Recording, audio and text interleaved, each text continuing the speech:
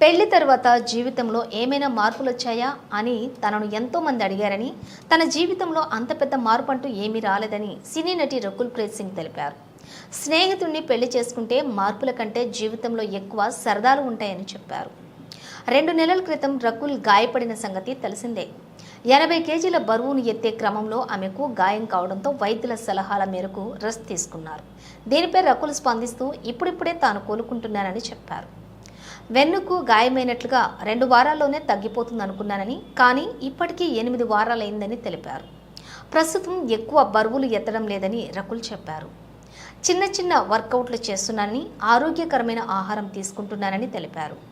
బరువు తగ్గడం ఎంతో కష్టమైన పని అని, ఆరోగ్యకరమైన లైఫ్ స్టైల్ అలవాటు చేసుకోవాలని సూచించారు. జంక్ ఫుడ్స్కు దూరంగా ఉండాలని, రెగ్యులర్గా వర్కౌట్ చేయాలని చెప్పారు.